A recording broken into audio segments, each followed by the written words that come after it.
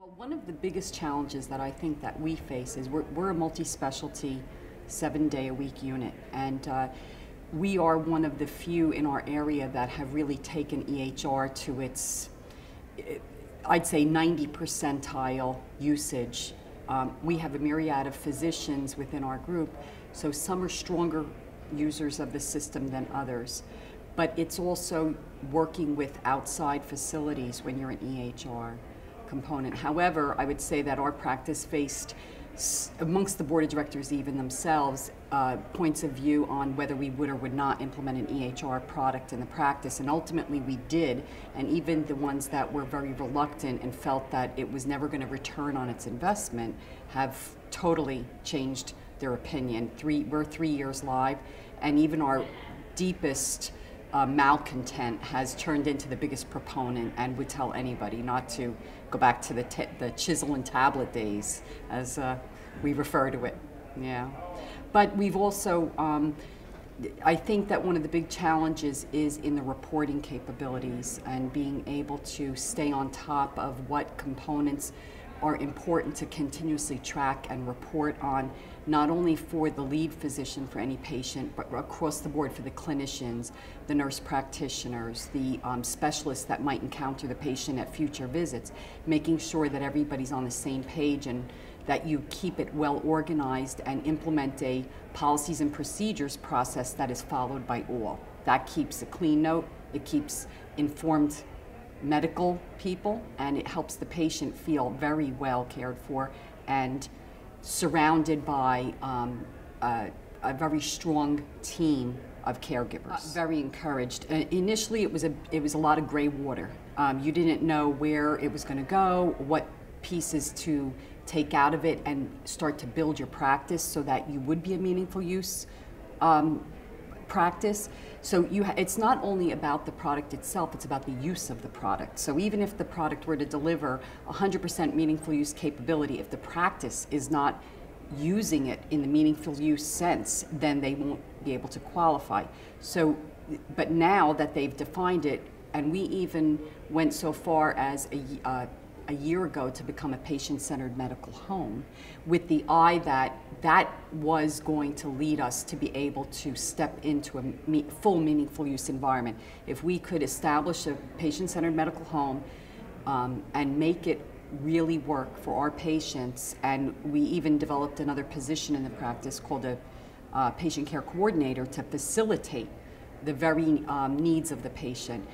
That has been one of the measures we've taken to be able to take a meaningful use EHR to a full meaningful use practice. When the clinical supervisor and I first requested permission to be able to launch into this, and of course that required a lot of time, and bring the medical director on board, which he was fully willing to do, there was a lot of concern from the board of directors about the expense that would be involved and the creation of a position to manage this component, and what was it ever going to amount to.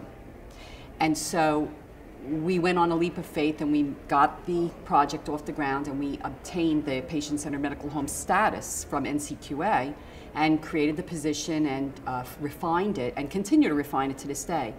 But the biggest kick, I would say, that has come out of it is we focused on our diabetic patients. So you have a really unsuccessfully managed diabetic who believes that they're doing everything possible and following the doctor's orders, but somehow they can't get this under control.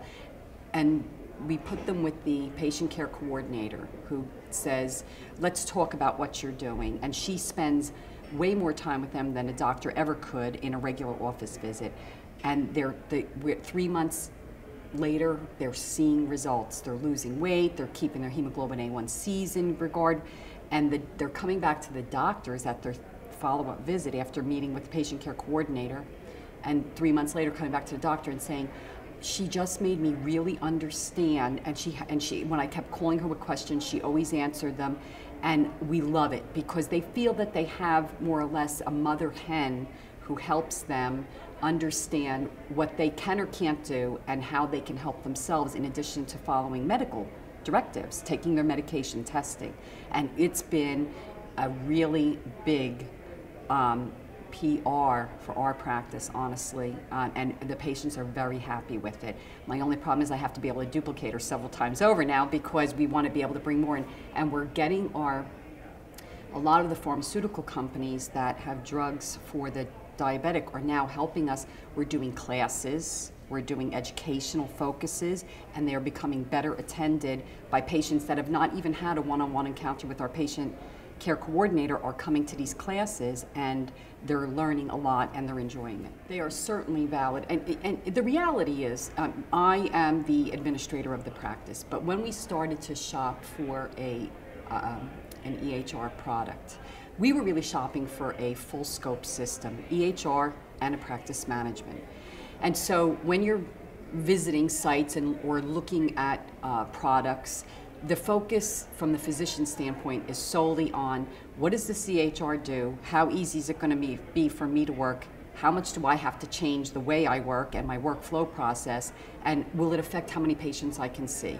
Will it make me feel like all I do is tap buttons instead of tapping a patient, right? So their focus was very different, and mine had to be more on the rate of return, the feasibility, the ease of how were the staff going to learn the product? Was it going to be able to run as a practice management system as successfully as the EHR could run? So we were like an army going out on two different flanks and coming back. I would honestly say that it is a process, but it's one that is well worth investing in. And the investment is not only in buying a product, buying the hardware, doing the installation, doing the training.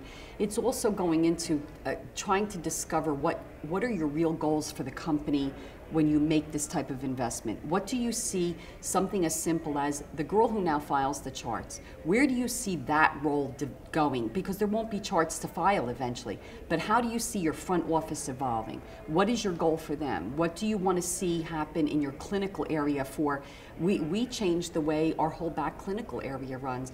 There's MAs that they room patients and they have doctor assignments, and their focus is very direct. They have certain points on that patient care that they have to deliver before the patient meets the doctor, and those are very specific points, but that's allowed us to be very, very organized, and we went so far as to look at using a paramed nurse who delivers all the treatments such as injections, EKGs,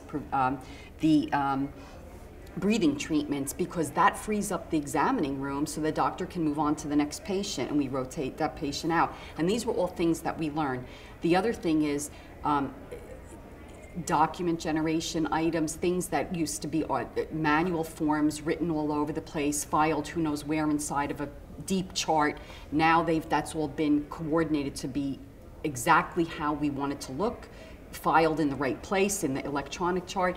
And so I think that what I'm trying to say is that it's a multifaceted project, and you have to, as an end user, understand that you are a product of what the results will be. It's nobody can open a box and deliver the magic serum.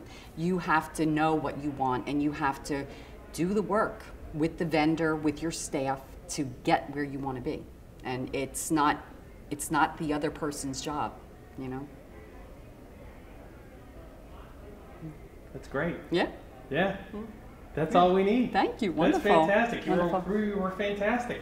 Okay, great. Yeah. Thank you. I tend to blabber.